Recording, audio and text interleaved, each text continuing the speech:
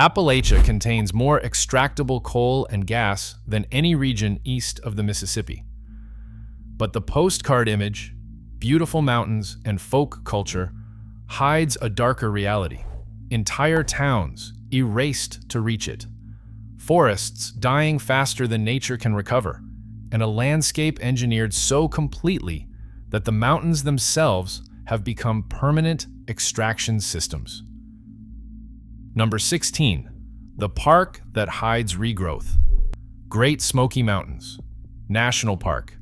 Picture the dense green canopy at dawn, the most visited national park in America, with 12 million visitors annually, all arriving to experience what they believe is timeless, untouched wilderness. Here's what the postcard doesn't tell you. This park doesn't protect wilderness. It protects a forest still rebuilding from complete erasure. Before 1934, the entire region was clear-cut, mined, and logged to bedrock. What tourists photograph as timeless nature is a landscape in its infancy, assembling itself from rubble. The current forest is only 70 to 90 years old, younger than many visitors standing inside it. Recovery looks like wilderness only because destruction was so complete there was nothing left to compare it against. The park preserves only what remained after extraction ended, the survivors of industrial erasure, not the original ecosystem. Number 15. The river built to hide. The Big Sandy River Levees, Pike County, Kentucky. The Big Sandy River was engineered into a disposal system. Mountaintop removal generated 2+ billion tons of overburden that had to go somewhere. Dumping it on land created mountains of waste, blocking valleys and reshaping watersheds beyond recognition. So the river became the answer. Engineers widened it from its natural channel to accommodate volumes it never evolved to carry. They reinforced banks with massive concrete structures designed to hold back sediment loads that never should have entered the system. They built levees to contain flooding caused by material entering water at rates and volumes nature never designed this drainage to handle. A living river became a containment vessel, making industrial consequence invisible beneath the surface. Appalachian water systems were engineered not to carry water naturally, but to bury extraction evidence where nobody would think to look for it. Number 14. The National Forest Underground. Daniel Boone. National Forest, Eastern Kentucky. Walk through 708,000 acres of apparently protected forest, where trails lead into what seems like timeless, protected wilderness. Birds move through the canopy. Streams run cold between mossy banks. The visual experience suggests genuine wilderness preservation. The ground beneath your feet is honeycombed with abandoned mine shafts and active extraction operations that continue operating regardless of the conservation designation. A protected forest sitting atop an actively exploited subsurface is proof that conservation in Appalachia operates only at the surface level. Surface protection means nothing when mineral rights belong to private companies that acquired them before conservation was a priority. Approximately 70% sits above active coal networks and gas wells that continue producing regardless of conservation designations. Those mineral rights were acquired before the forest existed as a protected unit, locked into legal permanence through deed instruments older than any environmental law currently on the books. Methane vents through the forest floor, where underground gas migration follows old mining tunnels. Ground shifts unpredictably as extraction continues, removing material from the darkness below officially conserved land. Officials call the surface conserved. Park brochures call it wilderness.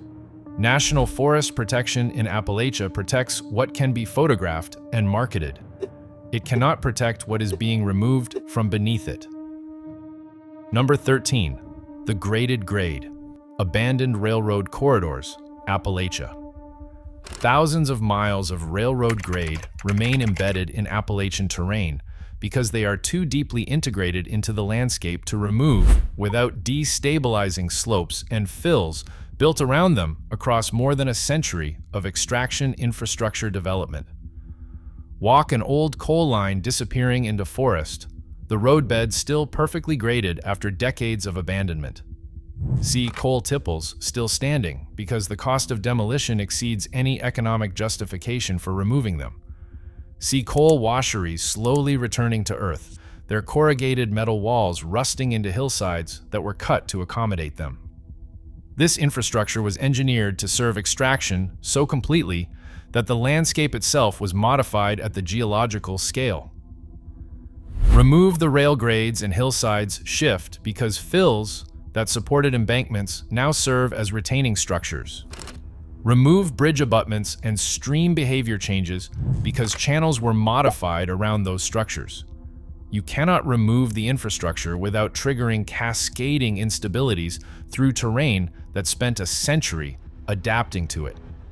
Appalachia is locked into an extraction pattern not just economically and legally, but physically and geologically, in the literal arrangement of earth and stone. The mountains were reshaped to serve the mines. Now the reshaped mountains require what the mines left behind to maintain stability. Number 12, the mountain that was flattened. Mountaintop removal sites, southern West Virginia, eastern Kentucky, and southwest Virginia. Fly over the coalfields ridgeline and see terrain that looks like a massive clearing project started and stopped across miles of what should be continuous mountain topography. Flattened tops where peaks once defined the skyline. Exposed horizontal stone layers that belong hidden beneath soil and overburden. Massive fill valleys where removed material was deposited, creating entirely new landforms with no geological precedent in the region's natural history. A landscape that stopped reading as mountains, replaced by something that reads as industrial aftermath even from altitude. Mountaintop removal is the fastest and cheapest large-scale coal extraction method ever deployed. Blast off the overburden, expose the seams, extract the coal, deposit blasted material into adjacent hollows, move to the next ridge. Restored sites become grassland at best. They are never forest again within any human planning horizon. The ecosystem that required millions of years to develop does not reassemble from grassland in any timeframe planning documents acknowledge. Appalachia is actively and permanently losing its ridge structure, the geographical feature that defines the region's climate, creates its watersheds, and shapes ecological conditions that made Appalachian biodiversity globally significant. The fundamental topography of southeastern Appalachia is being permanently rewritten faster than any assessment of long-term consequence can keep pace with. Number 11, the town that was erased, Lorain, West Virginia, Mingo County. One of Appalachia's completely disappeared towns vanished not from organic economic failure, but from systematic, deliberate depopulation carried out specifically to access coal resources underneath the community's foundations. Lorain was established in the early 1900s during the coal boom. Population peaked at 300 to 400, with families building lives across generations, stores serving daily needs, and churches anchoring social life across decades of continuous habitation. Today, only foundations remain in undergrowth where buildings stood, scattered stone marking former structures. Overgrown fields slowly reclaimed by forest. When coal companies owned mineral rights beneath a community, that community became a surface obstacle to extraction rather than a reason to constrain that business. Residents were displaced or bought out at prices reflecting the company's negotiating position rather than the community's actual value. Some fought through legal channels that extraction companies had anticipated, navigated, and controlled long before any individual landowner understood what was being arranged. Entire communities across Appalachia were systematically erased because large-scale mining operations require removal of surface infrastructure. You cannot efficiently blast and move overburden through valleys occupied by houses, stores, schools, and road networks. Lorain is one of dozens of settlements that disappeared through this process. No county historical archive preserves complete accounting of erased communities. The places were engineered out of existence so efficiently that most people have no idea they ever existed as inhabited communities. Number 10, the stream that stays orange. Acid mine drainage. Appalachian on the Pennsylvania and West Virginia border.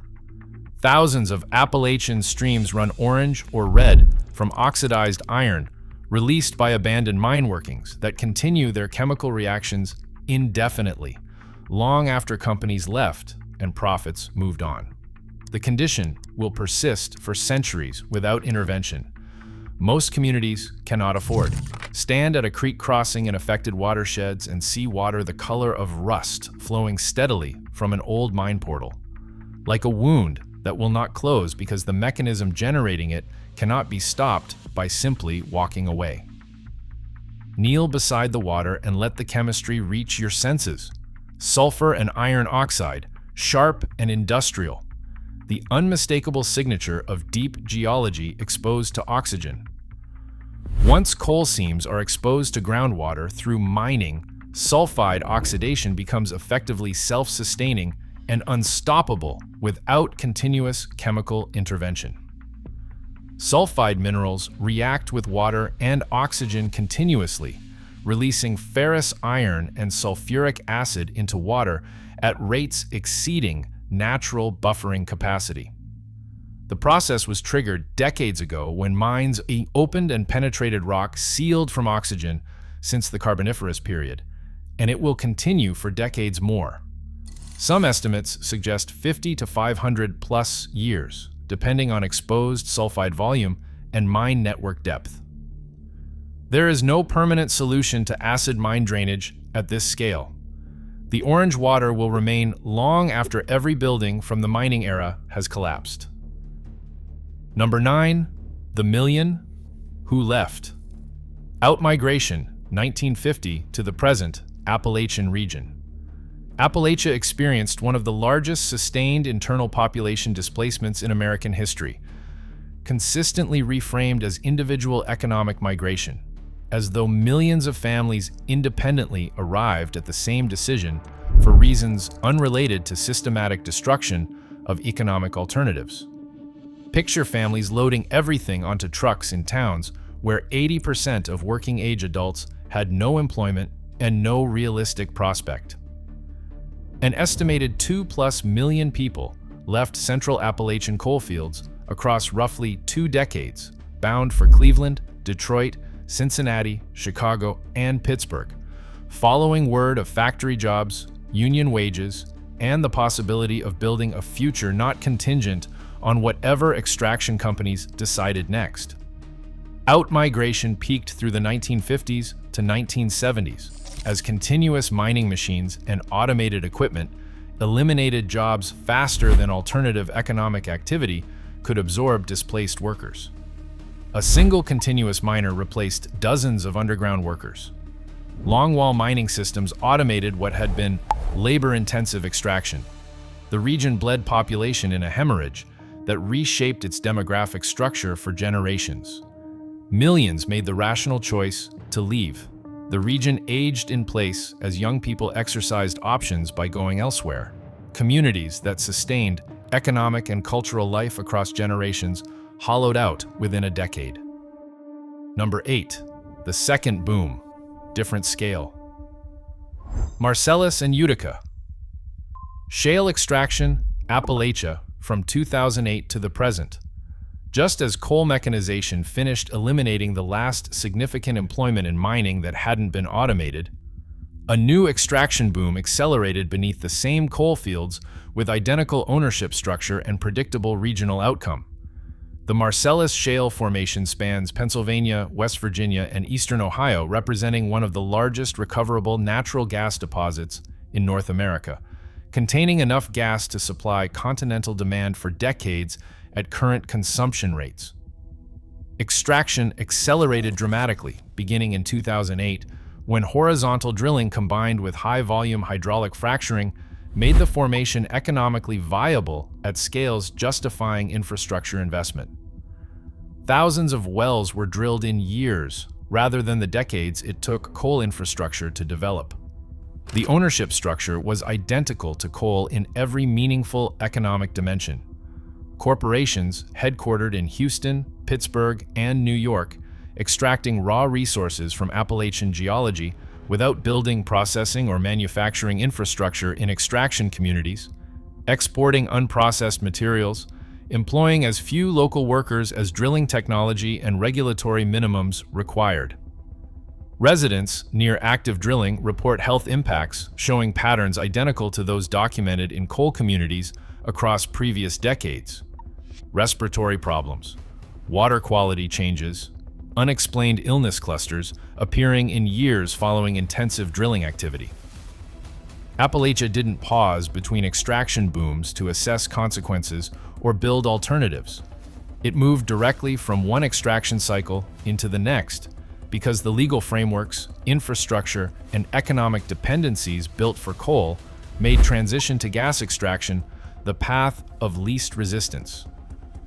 That is the pattern defining this region. When one resource becomes less profitable, companies find the next one beneath the same surface. Communities absorb the next cycle of impact, and the same model produces the same aftermath. Number 7. The reservoir after erasure. Fontana Lake and Cades Cove, Great Smoky Mountains National Park. The most iconic national park contains a reservoir built after communities inside its boundaries had been systematically removed.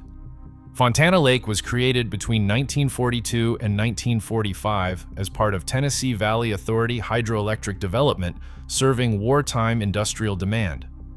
The original settlements predated the national park by 150 years, communities with roots in the earliest permanent European habitation of southern Appalachian highlands. Hundreds of families had built continuous lives there. Farms worked across generations, churches recording births and deaths of same family names for over a century. Cemeteries containing ancestors buried in land those families cleared and cultivated.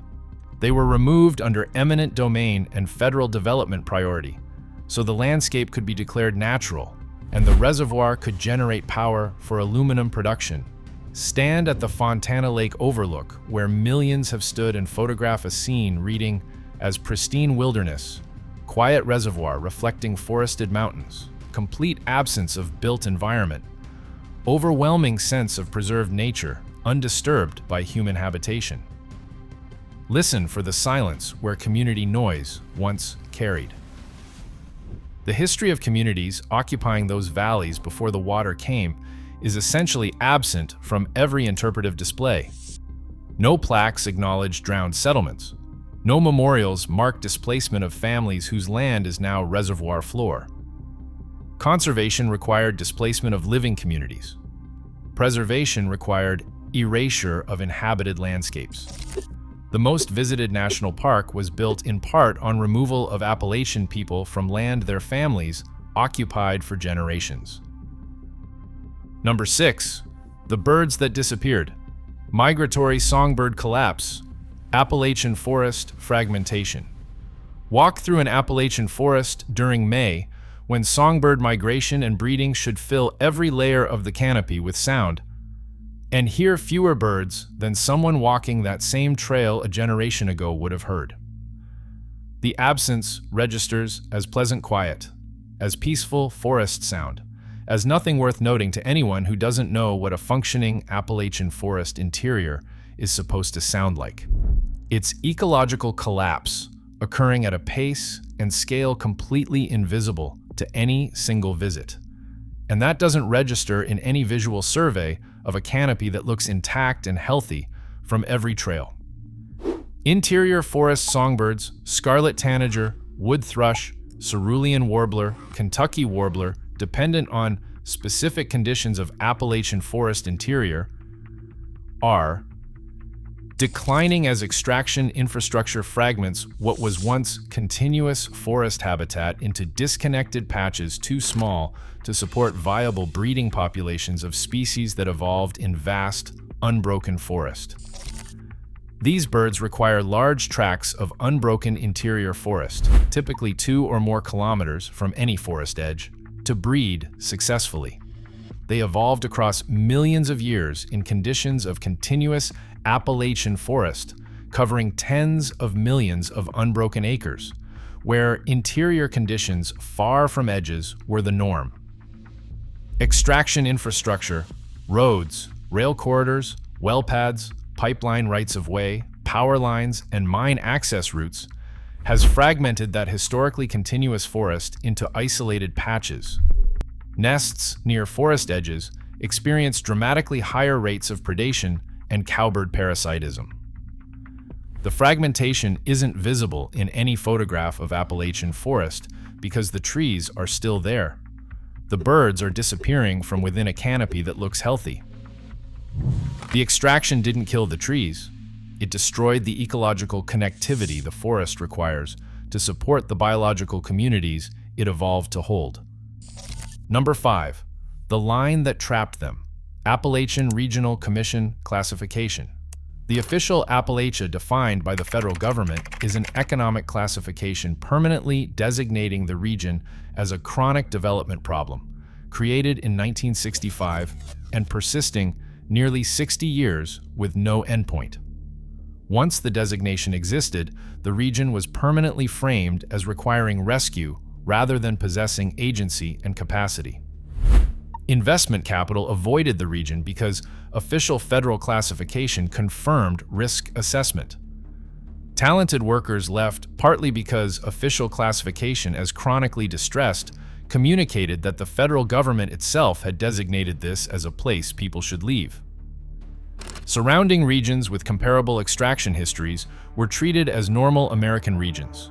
Only Appalachia was permanently classified as exceptional, permanently broken. That classification made recovery structurally harder by making the region's identity inseparable from its deficit. Number 4. The ownership that trapped them. Mineral rights severance. Appalachia from the 1880s to the present. In most of Appalachia, the people living on the land and maintaining it across generations have not legally owned what lies beneath their feet for over a century. And under current law, they will not own it tomorrow either.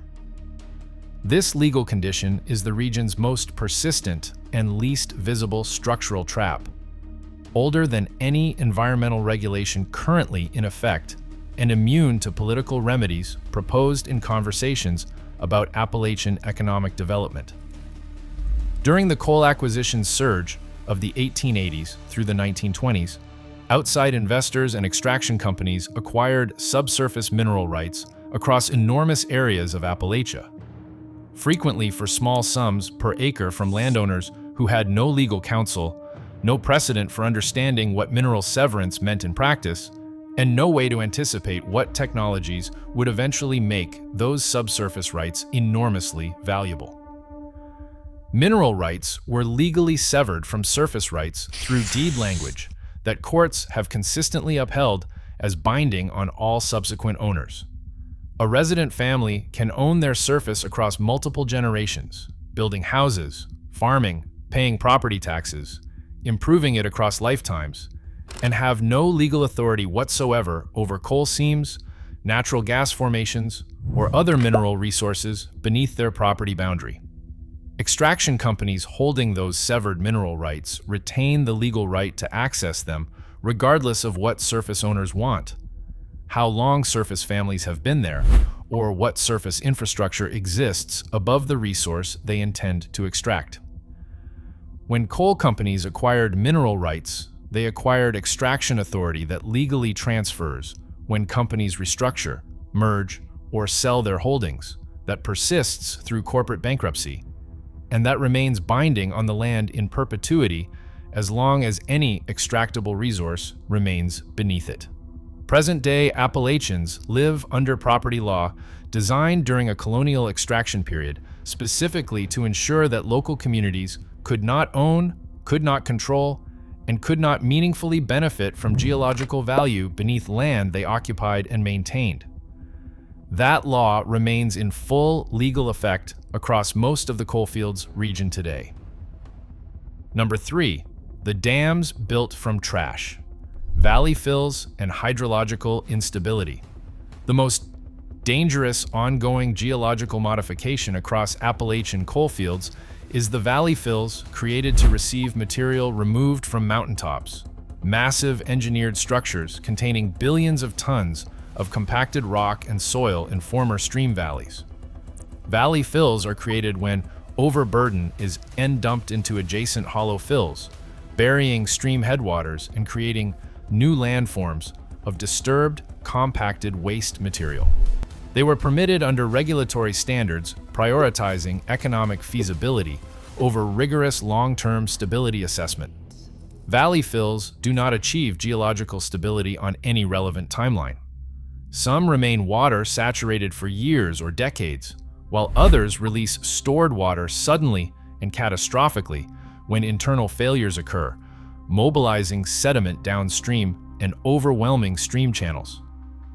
The 2000 Martin County, Kentucky, coal slurry failure released 306 million gallons of coal waste into tributaries, destroying aquatic life across more than 75 miles in one of the largest environmental disasters in southeastern United States history. More than 1,200 significant valley fills exist across the coalfields. The long-term hydrological behavior of this many large engineered fills in a high precipitation mountain environment remains incompletely characterized. Some will fail, causing significant downstream damage. Locations and timing are not predictable. Number 2, the soil that's washing away. Erosion and agricultural collapse. Appalachian foot slopes. After a century of systematic forest removal, mountaintop modification, and surface disturbance across the coalfields and surrounding agricultural regions, Appalachia's fragmented and disturbed landscape is losing topsoil at rates 10 to 50 times faster than pre-industrial forest baseline conditions across many measured areas. The topsoil layer making agricultural production possible in these mountain valleys, the product of thousands of years of forest decomposition, root network activity, organic matter accumulation, and slow biological soil building, is being mechanically and hydrologically removed in decades. Walk through an Appalachian agricultural field farmed continuously across generations and read what soil surface communicates. Gullies carved by concentrated runoff moving faster than intact forest would allow. Exposed subsoil where the biologically productive layer has already washed away, compacted surfaces where ground, once supporting diverse biological activity, now holds less water and produces a fraction of agricultural yield generated 2 or 3 generations ago. Intact forest functions as an integrated water and soil management system operating continuously across every precipitation event. Root networks hold soil particles in place against hydraulic forces. Surface organic matter slows rainfall velocity and allows infiltration rather than runoff. Forest canopy intercepts precipitation and releases it slowly. Soil organic matter creates water retention capacity, keeping soil moisture available between rain events and reducing runoff carrying topsoil particles downslope. When that system is replaced by fragmented, disturbed, compacted, or regularly tilled land, rainfall behaves fundamentally differently, moving faster across surfaces, carrying more soil, delivering sediment loads to streams that natural forest systems would have retained. Appalachian agricultural soils are being lost faster than any natural pedogenic process can replace them under current land use conditions. Productive topsoil forms at rates measured in centuries per inch of accumulation. Current erosion rates remove soil at rates measured in years per inch of loss. In 50 years, substantial areas of Appalachian farmland will lose sufficient topsoil to be effectively non-productive for agriculture. Without inputs, communities cannot afford. The extraction economy removed coal and gas and timber. The erosion that followed is now removing the biological substrate that would have supported alternative economic futures based on food production and sustainable land use. The structural colonization. Out-migration. More than 2 million people left the coalfields from the 1950s through the 1970s, when continuous miners eliminated jobs faster than alternative economic activity could absorb displaced workers. Young people with options exercised them elsewhere. The region aged in place, its demographic profile reflecting systematic removal of all non-extraction economic options, followed by mechanization of that economy itself. Appalachian Regional Commission classification permanently designated the region as a chronic development problem in 1965, a classification persisting nearly 60 years with no endpoint. Once classified, the region was permanently framed as requiring rescue rather than possessing agency and capacity. Investment capital avoided the region because official federal classification as a development problem area confirmed risk assessment. Surrounding regions with comparable extraction histories were treated as normal American regions experiencing normal industrial transition. Only Appalachia was permanently classified as exceptional, permanently broken, permanently requiring a specific federal commission. Mineral rights severance created the region's most persistent and least visible structural trap. During the 1880s through the 1920s, outside investors acquired subsurface mineral rights for small per-acre sums from landowners with no legal counsel. Mineral rights were legally severed from surface rights through deed language courts upheld as binding on all subsequent owners. A resident family can own their surface across generations, building, farming, paying taxes, improving it, and have zero legal authority over coal seams or natural gas formations beneath. Present-day Appalachians live under property law designed during the colonial extraction period specifically to ensure extraction capital rather than local communities' controlled subsurface resources. That law remains in full legal effect today. Number 1, the carbon trap. Appalachia's modern history flows from one geological fact. The region contains the largest concentration of extractable coal and natural gas in eastern North America, laid down more than 300 million years ago during the Carboniferous period. When this land was covered by vast coastal swamp forests, accumulating organic material that, over millions of years of burial and compression, produced the coal seams and gas formations defining the region's modern history. For approximately 150 years, that carbon was among the most economically valuable geological resources on Earth. American industrial civilization ran on Appalachian coal. American steel and electrical infrastructure ran on it for decades. Extractive companies colonized the region because geology made coal extraction enormously profitable at scales justifying transformation of entire mountain landscapes, entire regional economies, and entire community structures. Communities organized around extraction because coal profitability made every alternative economic activity uncompetitive for capital seeking maximum returns. Transportation infrastructure was built to move coal out, not to connect Appalachian communities to broader economy, allowing diversification. Legal frameworks were constructed specifically to make carbon extraction as efficient and profitable as possible for outside capital owning the resource. But here is the trap. Carbon extracted and burned contributed significantly to atmospheric carbon dioxide, now driving accelerating global climate change. The resource that built industrial America is warming the planet, and the carbon remaining, 80 to more than 100 billion tons of coal and more than 300 trillion cubic feet of natural gas, cannot be extracted and burned if international climate commitments necessary to limit worst outcomes are honored. Physics of climate change require most remaining fossil fuel reserves stay in the ground. Economics of energy transition are already making Appalachian coal uncompetitive.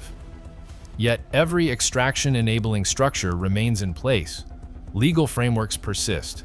Economic dependencies organize labor markets and budgets. The region is structurally optimized for an industry that global economics and climate physics are rendering obsolete, with no political support to build alternatives before obsolescence arrived. Stranded assets, stranded infrastructure, stranded legal frameworks, stranded communities. The region cannot extract its way to stability. It cannot maintain extraction-dependent structures. It cannot afford transition without support that has not materialized at required scale. The question defining this region's moment: what happens when a place built entirely for extraction must stop extracting before any alternative has been built to replace what extraction provided? Nobody governing this region has answered that question with anything resembling a sufficient plan. Appalachia is about to find out without one.